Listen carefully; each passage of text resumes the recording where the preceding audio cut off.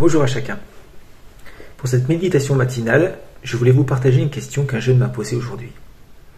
Êtes-vous pour ou contre la théologie? La question est un peu abrupte. Difficile de répondre rapidement à cette question-là. Difficile de dire qu'on est contre la théologie. La théologie, c'est l'étude de la science de Dieu. Théo, logos. Il y a le terme logos qui veut dire logique, raison. Ça pourrait se résumer au fait d'étudier la pensée de Dieu, d'étudier qui est Dieu, d'étudier les grandes questions relatives à la révélation de Dieu. Mais qu'est-ce que la théologie dans la Bible? Quelle place a-t-elle dans la parole de Dieu? Si on prend juste l'Évangile, on voit que les premiers théologiens sont les scribes, les pharisiens ou les docteurs de la loi. Ce sont eux qui se penchent à fond sur les Écritures, qui étudient, qui discutent, qui réfléchissent à toutes les questions qui concernent Dieu. Ce sont eux dont Jésus dira au peuple « Faites ce qu'ils disent et faites pas ce qu'ils font ». Ce sont eux à qui Jésus dira aussi, en Jean 5, verset 39,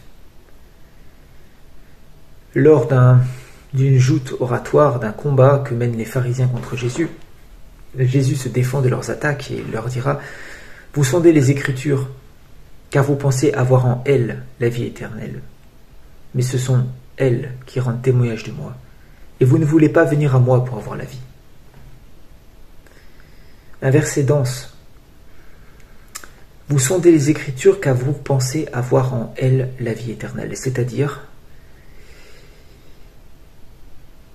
cela vous suffit de les étudier, de les connaître, de les apprendre, de les mémoriser, de les comprendre. Pour vous, c'est suffisant pour penser avoir la vie éternelle.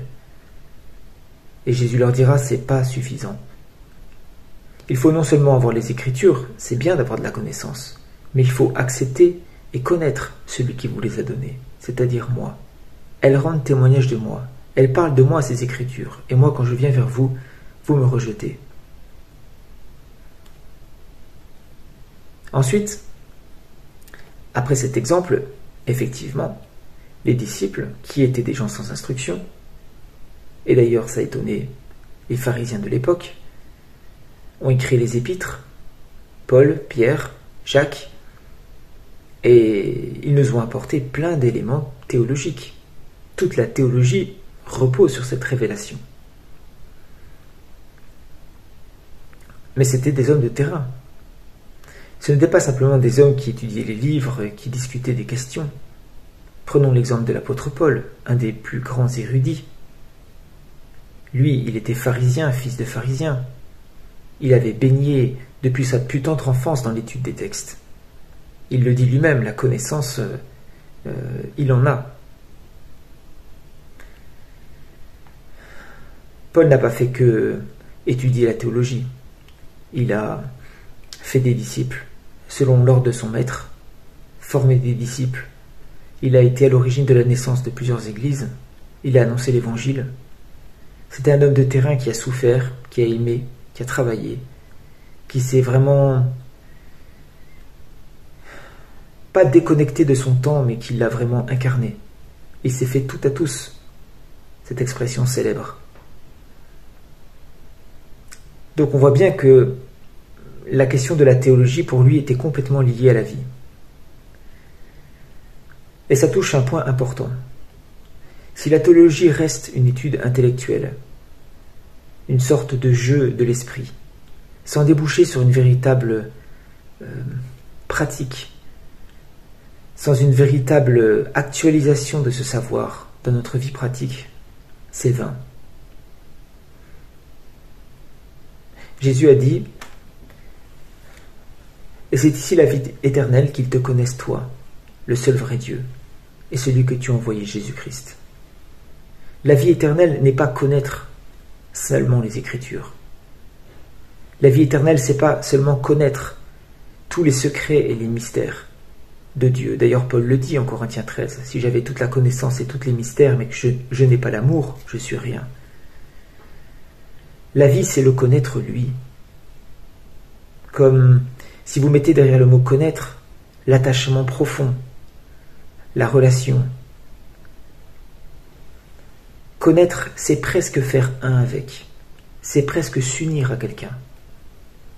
Vous connaissez l'expression « Adam connut sa femme ». Eh bien, c'est ça la vie éternelle. Donc, si la théologie aboutit à ça, si la théologie aboutit à ce que celui qui s'y adonne développe une relation profonde avec Dieu, et que cette relation profonde va avoir un impact sur les autres, s'il ne veut pas seulement étudier les questions de Dieu, mais avant tout lui obéir, l'écouter, l'aimer, le servir, mais je suis pour la théologie. Mais si c'est simplement quelque chose pour acquérir un bagage et se sentir un peu supérieur aux autres,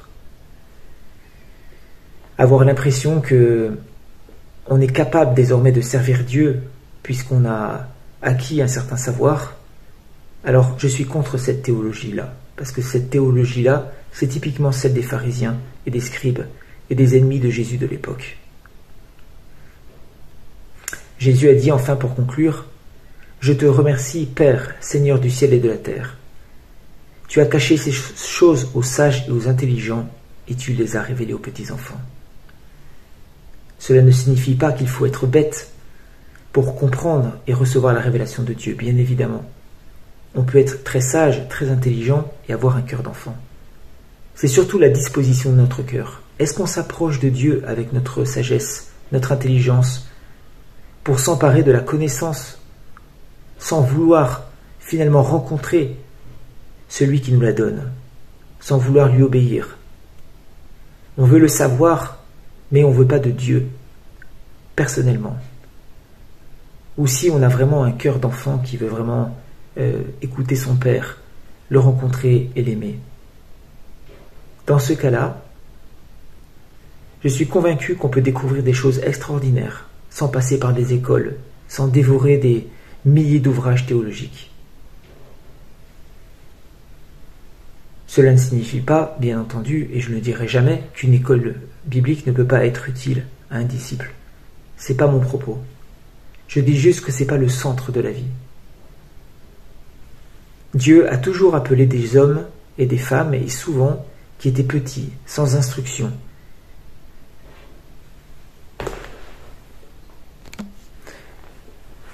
Voilà, mes amis, je vous laisse sur ces propos, et je vous souhaite une bonne journée. Et je vous encourage à lire votre Bible, à continuer, à persévérer dans l'écoute de votre Dieu. Que Dieu vous bénisse.